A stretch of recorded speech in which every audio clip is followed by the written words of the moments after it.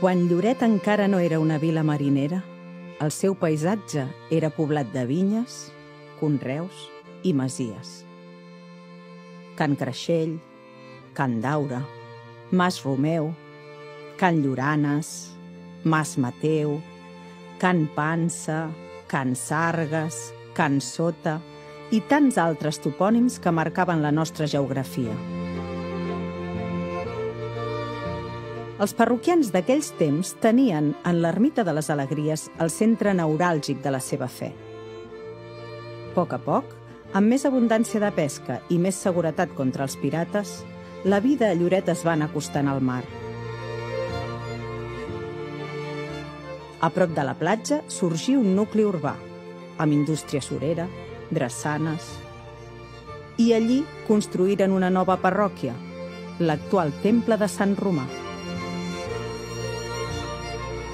L'església vella, les Alegries, va anar quedant en desús. I és en aquest entorn on sorgeix la llegenda del traginer.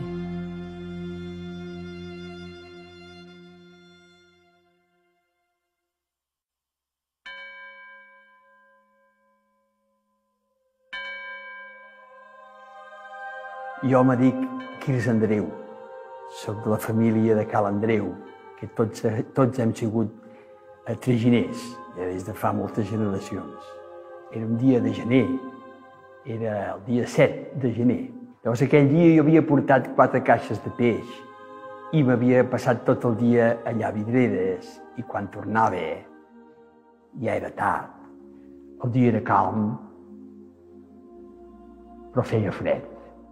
Clar, amb aquell fred, venint de Vidreres, amb el carro i el cavall, que a vegades té una miqueta de mal gènit, i ell, que a vegades tomba un petricó de més, doncs jo estava amoïnada perquè no arribava. Quan vaig fer l'últim revolt abans d'entrar cap a Lloret, d'aquí, de la capella, sortia una llum blanca i també se sentia música. I em va semblar estrany. Llavors vaig venir amb el matxo, el vaig lligar aquí, en el suro groc, i vaig venir fins a la porta. Era oberta. I a dintre estava ple de gent.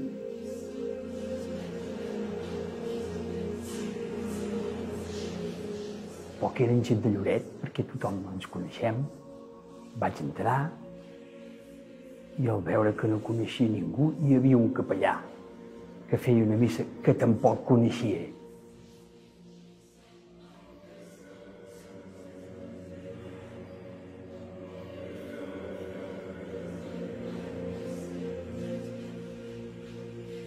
Com el anava jo a creure que no anava a ser mossèn Creixell que fes la missa? Com ho anava jo a creure? I jo no me'l creia. I ell que sí, que sí.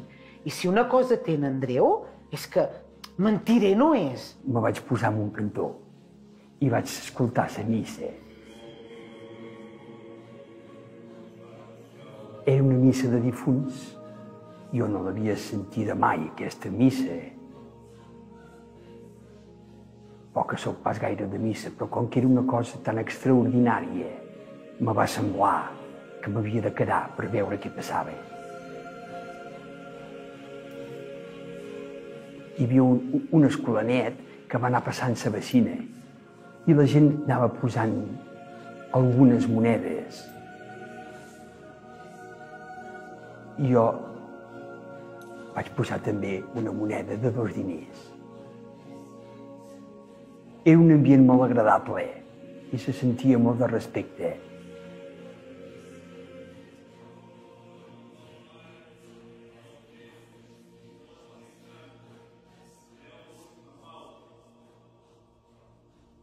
Llavors, quan va acabar la missa, agafo el matxo i me'n vaig de seguida cap a Lloret.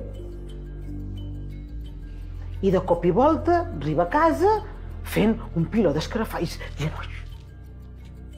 Estava en un estat com d'entusiasme i una mica espantat per això, I jo, però on estaves? N'Andreu, on eres? I ell, pues que m'he parat a missa. Jo, missa? Quina missa? Jo sóc molt religiós i vaig sempre a missa. I el mossèn Creixell sempre m'informa de totes. I al final vaig dir, mira, anem a parlar amb mossèn Creixell i ell ens traurà de dubtes. Pobre home, estava a casa, se n'anava cap a dormir. Es va presentar a la sagristia en Quirze de Can Andreu i la seva dona, la Loreto, a unes hores intempestives, molt tard. Li explica tota la història. Mossèn Creixell que no.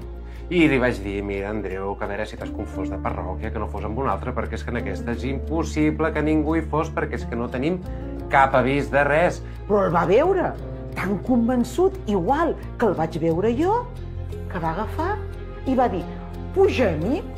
Em va sobtar molt, perquè jo tinc la clau de la parròquia. En aquell dia ningú va anar-hi, ni jo mateix, ni tenia cap constància de que ningú hagués d'anar a ordenar una missa en allà. Agafa la sotana d'una revolada i diu, Andreu, anem cap allà i m'expliques ben bé allà què ha passat.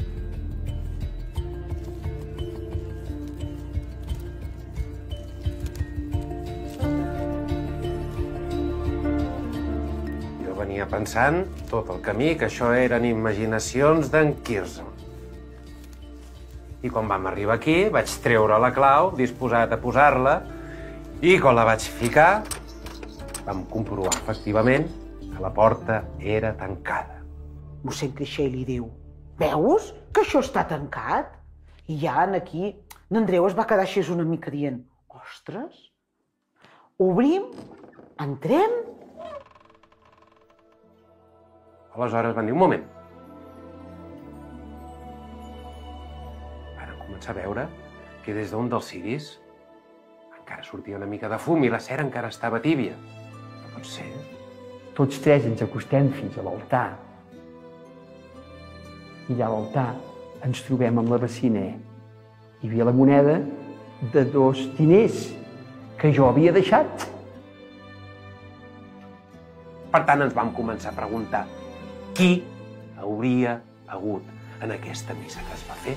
Si estava tancat i no hi havia ningú, com havien entrat?